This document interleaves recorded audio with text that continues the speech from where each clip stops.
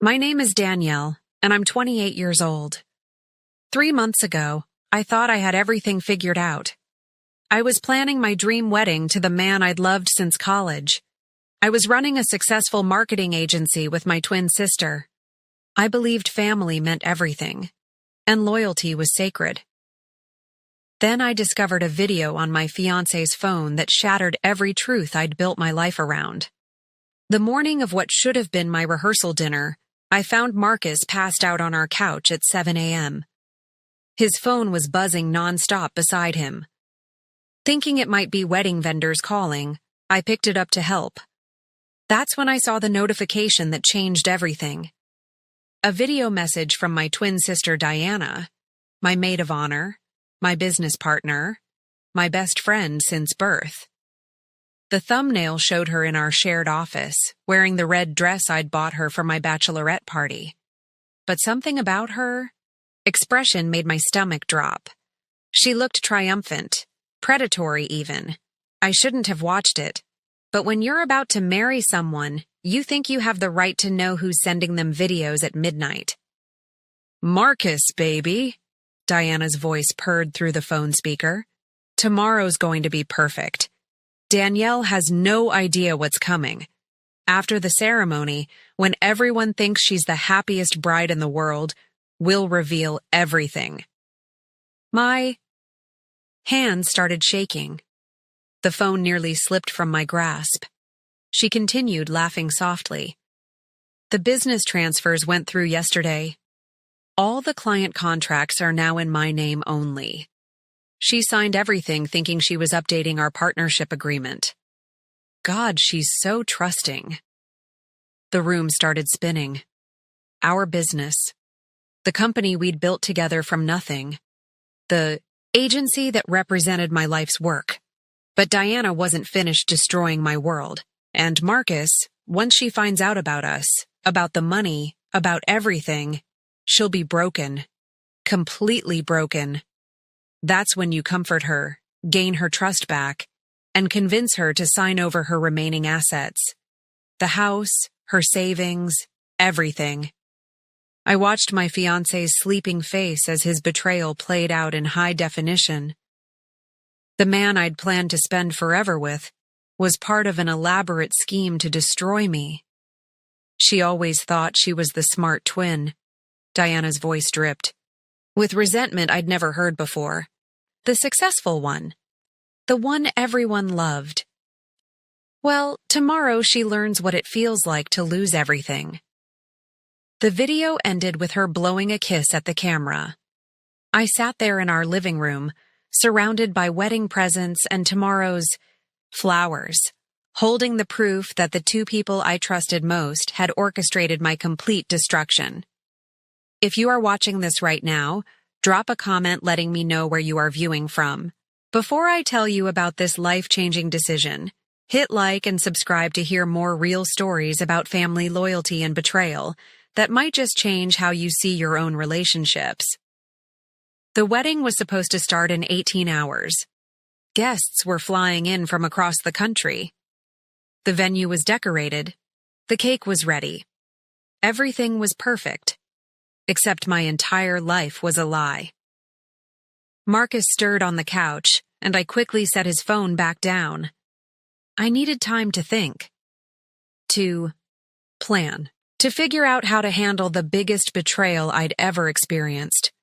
You know what the worst part was? It wasn't just the money, though. Losing our business felt like losing a limb. It wasn't even Marcus, though discovering your fiancé as a con artist does sting. The worst part was realizing that my twin sister, the person who shared my DNA, my childhood, my dreams, had spent months plotting my downfall. She'd smiled at our business meetings while transferring contracts behind my back. She'd helped me pick out my wedding dress while sleeping with my fiancé. She'd listened to me worry about wedding costs while planning to steal everything I'd worked for. How do you process that level of deception from someone you've trusted your entire life? I made coffee with shaking hands and tried to think clearly. I had two choices. I could confront them immediately, create a scene, and watch my world explode in chaos. Or I could wait, gather evidence, and turn their own game against them. The old Danielle would have confronted them immediately. She would have screamed and cried and demanded explanations. She would have believed that family could work through anything. But the old Danielle had just died watching that video. The new Danielle was going to be much more strategic. To understand how deep this betrayal cut, you need to know about my relationship with Diana. We weren't just twins. We were best friends, business partners, and each other's biggest supporters.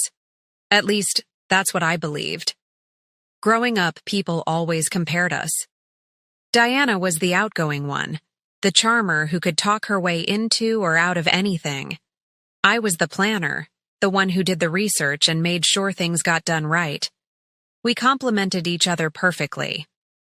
Our parents, Robert and Linda, always told us we were a team. "You girls are stronger together than apart," Mom would say whenever we fought. "Never forget that family is everything." Dad built his construction company on that principle. He employed our uncles, our cousins, anyone who needed work. "Family takes care of family," he'd repeat like a mantra. "Blood is thicker than water, and loyalty is everything." I internalized those lessons completely. When Diana struggled in college, I helped her cheat on exams. When she couldn't find work after graduation, I created a position for her in my marketing startup. When she needed money for her apartment deposit, I gave her half my savings without question. Because that's what family does, right? Our business started in my one-bedroom apartment 5 years ago. I had the marketing degree and the client connections from my previous job. Diana had the personality and sales skills that could charm anyone into signing a contract. We called ourselves Sterling Marketing Solutions, using our middle name because it sounded professional. Within 2 years, we'd outgrown my apartment and rented a sleek downtown office. Within 4 years, we had 15 employees and were handling million-dollar campaigns. I handled strategy, operations, and client retention. Diana managed sales, new business development, and client relationships.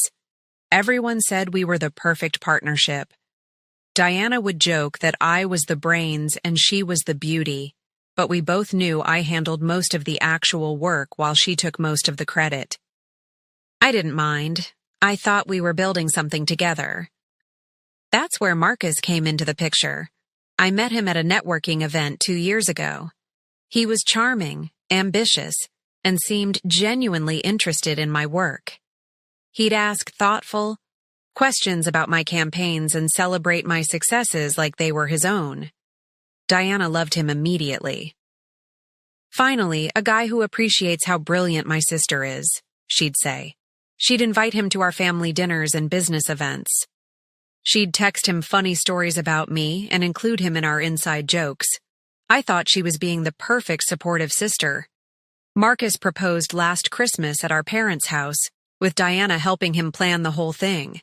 She'd taken him ring shopping and convinced him I'd prefer a vintage setting over something modern.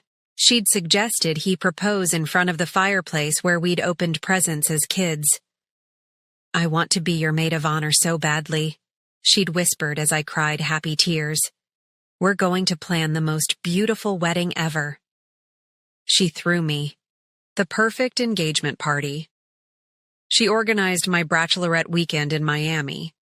She helped me choose flowers, taste cakes, and decide between band or DJ. Every decision felt like we were making it together. Meanwhile, she was systematically destroying everything I'd built. The business documents I'd signed over the past 6 months suddenly made horrible sense. Diana had convinced me we needed to restructure our partnership for tax purposes. She'd brought in a lawyer friend who explained complex corporate structures that would protect our assets and maximize our profits. I'd signed everything she put in front of me because I trusted her completely. "Don't worry about reading all the legal jargon," she'd said, laughing. "I've been through it with the lawyer. It's just standard partnership stuff, but now we'll save thousands in taxes." Those documents had transferred majority ownership of our company to her name only. She'd also convinced Marcus to have me add him to my personal accounts for wedding planning purposes. She'd suggested we combine our finances early to make the marriage transition smoother. Have you ever realized that someone you loved had been systematically manipulating you for months? It's like discovering you've been living in a house with a gas leak. Suddenly, every headache, every moment of confusion, every time you questioned, your own judgment makes perfect sense. I'd been slowly poisoned by the two people I trusted most, and I'd helped them do it. But now I knew the truth, and I had 17 hours to decide what to do about it. I spent that morning doing what I do best, research and planning.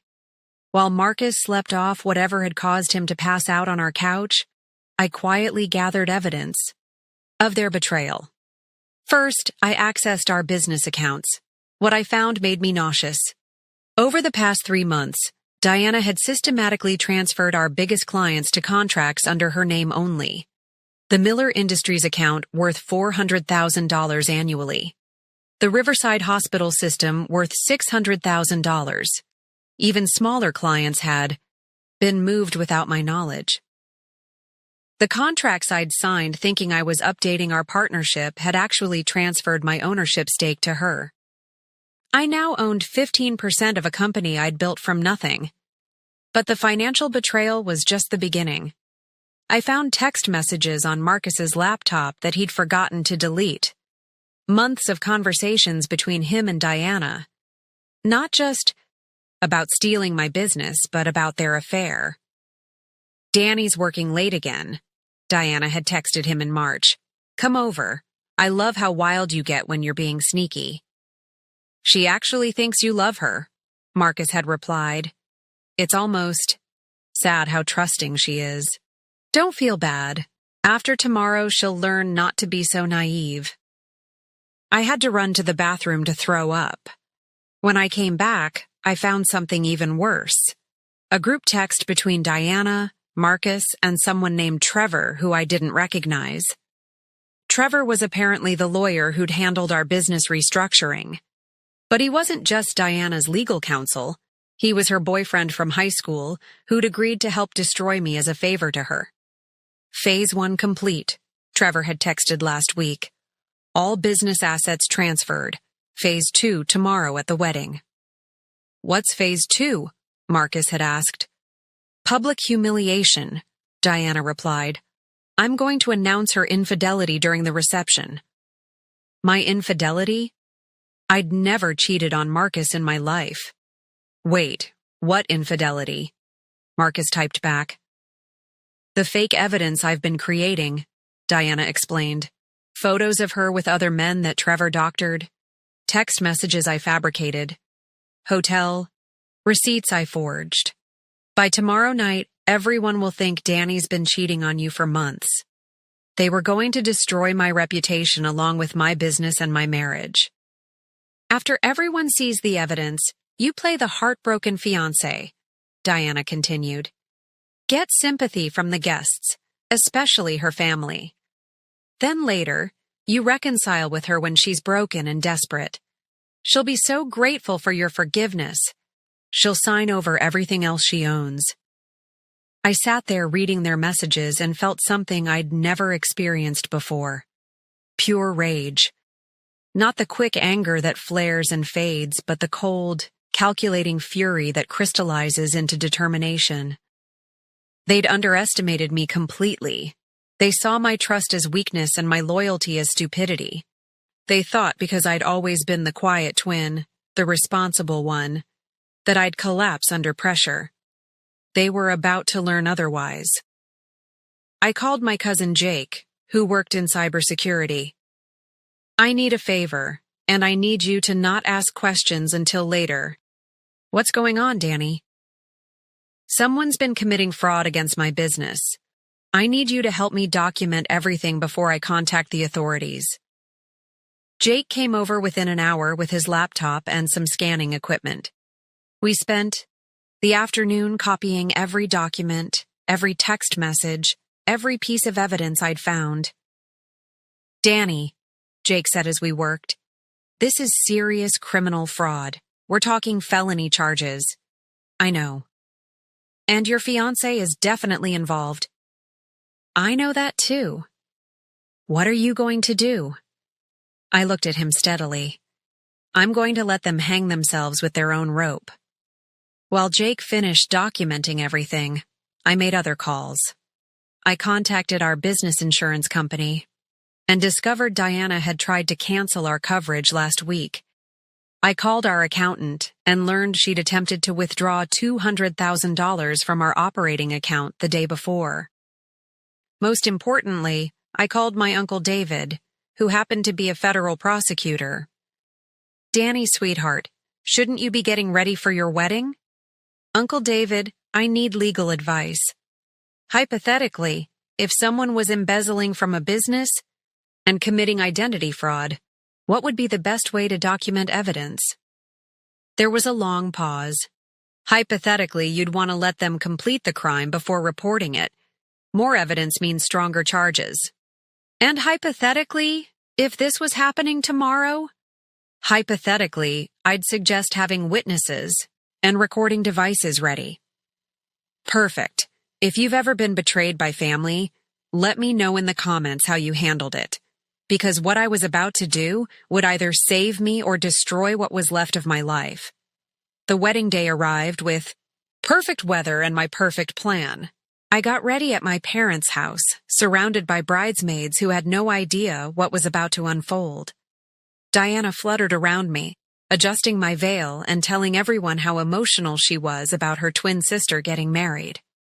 I just love you so much, she said, tears in her eyes as she hugged me.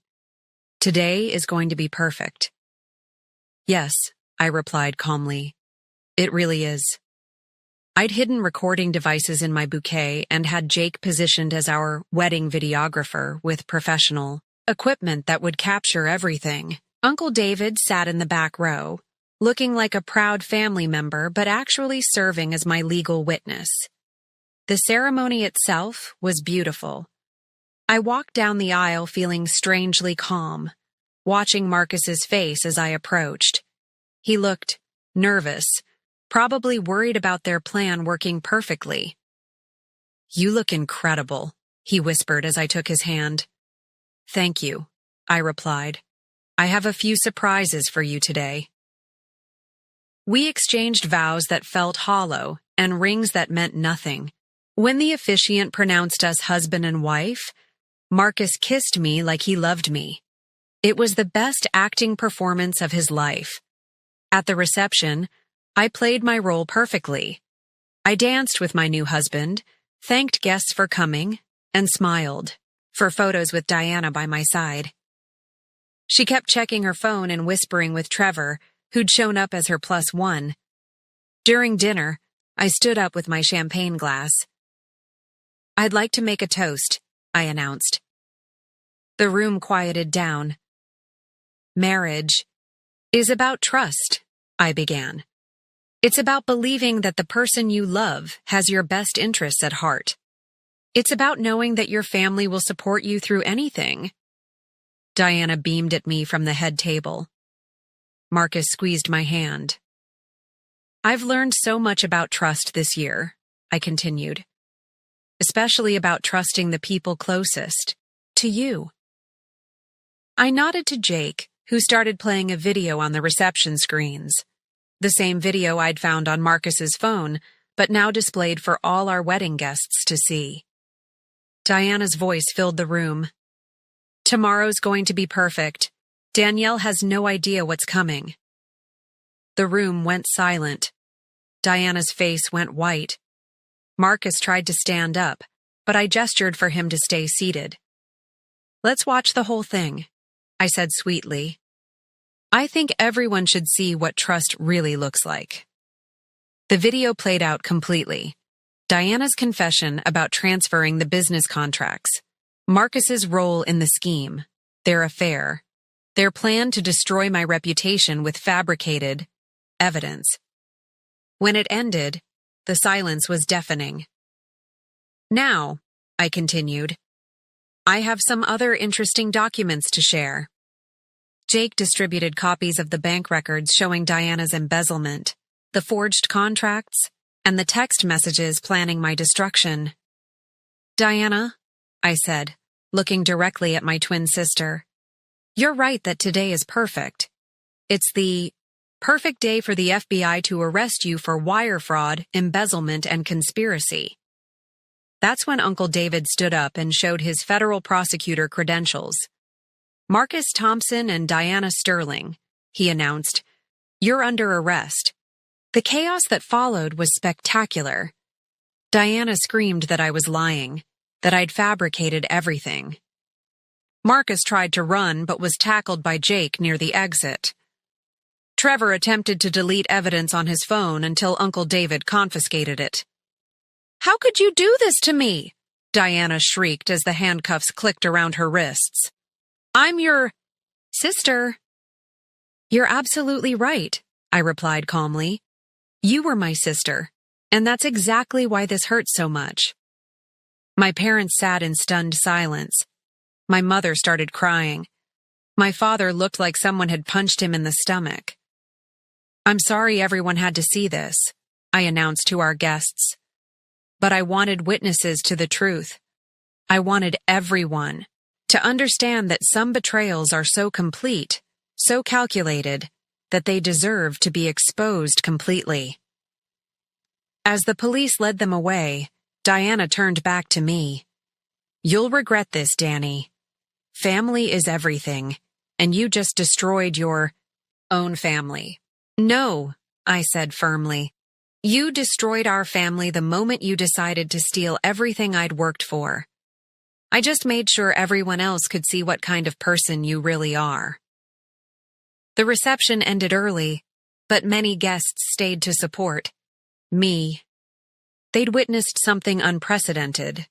Someone fighting back against family betrayal with evidence instead of emotion. I'd won, but victory felt strange when it meant losing the two people I'd loved most in the world. The immediate aftermath was brutal. The local news picked up the story. Twin sister's wedding day arrest exposes $1 million fraud scheme. My phone wouldn't stop ringing with reporters, lawyers, and family members demanding explanations. My parents didn't speak to me for 3 weeks. How could you have your own sister arrested at your wedding? My mother asked when she finally called. There had to be another way to handle this. What other way, Mom? Let her steal everything I'd worked for and destroy my reputation with lies. Family works things out privately, Danny. You aired our business in front of everyone. That conversation broke my heart more than Diana's betrayal had. My parents, who'd raised me to value loyalty and trust, couldn't understand why I'd refused to be quietly destroyed by my own twin.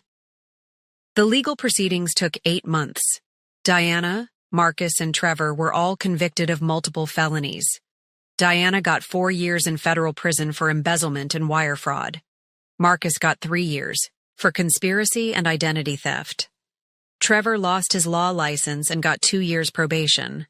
I got my business back, but it was nearly destroyed. Most of our employees had quit during the scandal. Several clients canceled their contracts, afraid of being associated with the drama. Rebuilding from 15% ownership of a damaged company was harder than starting from scratch had been. But here's what nobody expected. I was happier than I'd been in years.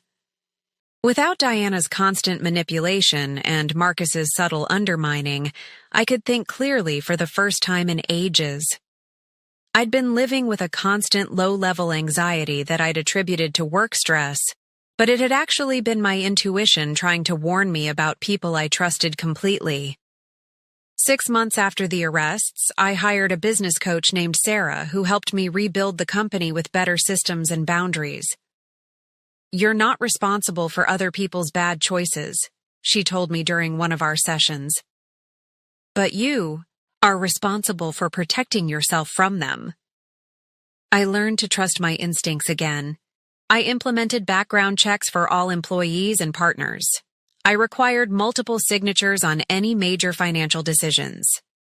Most importantly, I learned that trust should be earned gradually, not given automatically based on DNA or romantic feelings. The hardest part was dealing with family reactions. Half our relatives sided with my parents, believing I'd been too harsh in having Diana arrested publicly. The other half supported my decision but wanted me to reconcile with everyone for the sake of family unity. My grandmother was the only one who completely understood. "Your sister showed you who she really was," Grandma Rose told me over coffee 6 months later. People can apologize for mistakes, but what she did wasn't a mistake. It was a plan. It was calculated cruelty. "But she's still family," I protested, still struggling with the guilt. "No, honey. Family doesn't systematically try to destroy you. What she did was predatory. You protected yourself from a predator who happened to share your DNA." 1 year later, I can honestly say that losing my twin sister and my fiancé was the best thing that ever happened to me. I rebuilt Sterling Marketing Solutions as a woman-owned business specializing in helping other women entrepreneurs protect their companies from fraud and manipulation. We now have 22 employees and annual revenue of $2 million. I'm engaged to Jake, who stood by me through the entire ordeal and showed me what real loyalty looks like. He never once suggested I should handle the situation quietly or protect Diana's reputation at the expense of my own safety. My parents and I have a cordial but distant relationship now. They still believe family should protect family, even when family members are criminals. I've accepted that we'll never see eye to eye on this. Diana writes me letters from prison, alternating between apologies and blame. I don't respond to any of them. Some betrayals are too complete to recover from. But the most important thing I learned is this: choosing to protect yourself from people who want to harm you isn't cruel, even when those people are family. It's necessary. If you're dealing with family members who manipulate, steal, or systematically try to undermine your success, you don't owe them your silence. You don't owe them your protection. You don't owe them anything except the same honesty they should have given you. Setting boundaries isn't betraying family. It's protecting yourself, so you can build the life you actually want instead of the life others want to trap you in. Today, as I sit in my rebuilt office overlooking the city, I want to share the most important lessons I learned from this experience, because if you're watching this video, chances are you're dealing with your own family drama, business betrayal, or relationship manipulation. First, trust your instincts. For months before discovering that video, I'd felt uneasy about small things. Diana's evasiveness about certain business decisions, Marcus's strange secretiveness about his phone. Those weren't paranoid thoughts. They were warning signals from my subconscious that had noticed patterns my conscious mind was ignoring. If something feels off, investigate instead of dismissing your concerns to keep the peace. Second, document everything. The reason I was able to recover my business and see justice served was because I had evidence. Screenshots, bank records, contracts, and recordings don't lie. When people are manipulating you, they'll gaslight you into questioning your own perceptions. Evidence protects you from that manipulation. Third, blood doesn't automatically equal loyalty. This was the hardest lesson for me to accept. I'd been raised to believe family would always have my back. That shared DNA created unbreakable bonds. But DNA doesn't determine character. Some of the most loyal people in my life aren't relatives, and some of my worst betrayals came from family members. You can love someone and still protect yourself from their destructive behavior. Fourth, public accountability sometimes works better than private confrontation. Everyone told me I should have handled Diana's betrayal quietly, family to family. But private confrontations allow manipulative people to continue their manipulation. Public exposure stops them from rewriting the narrative or playing victim. When someone systematically betrays you, they've already chosen public consequences by choosing public crimes. Let me ask you something. Have you ever had a family member or close friend who made you question your own judgment? Someone who was always the victim in every story, who somehow made their problems your responsibility to solve. Drop a comment and tell me about it. Because manipulation thrives in isolation, but it loses power when we share our experiences. If you're currently dealing with someone who's stealing from you, cheating on you, or systematically undermining your success, please don't suffer in silence to protect their reputation.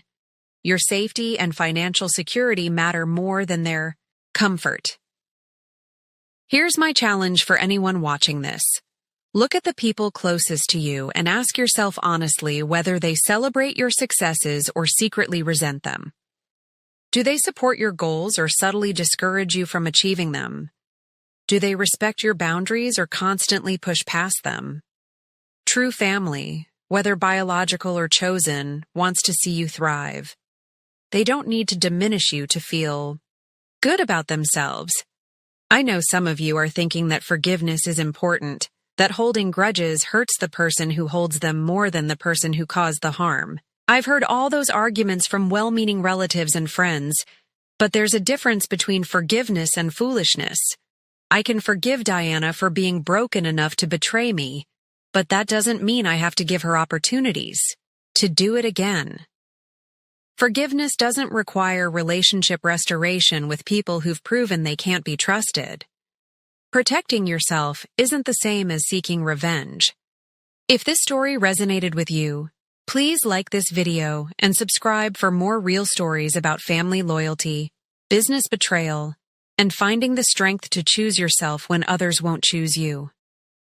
Share this video with anyone who needs to hear that they're not crazy for questioning people who claim to love them, but consistently harm them. Sometimes the people closest to us cause the deepest damage because we give them access to hurt us. I want to hear your stories. Have you ever discovered that someone you trusted completely was working against you? How did you handle it? Did your family support your decision to protect yourself, or did they pressure you to stay silent? The comment section is a judgment-free zone. We're all figuring out how to navigate relationships with people who don't have our best interests at heart. And if you're currently planning a wedding, starting a business with family members, or considering combining finances with someone, please learn from my mistakes. Protect yourself legally and financially before problems arise. Hope for the best, but prepare for the worst. Trust is earned through consistent actions over time, not given automatically because of titles, relationships, or promises. Thank you for listening to my story. If it helps even one person recognize manipulation before it destroys their life, then sharing the worst experience of my life will have been worth it. Remember, you deserve relationships that build you up, not tear you down. Don't settle for less just because someone shares your DNA or claims to love you.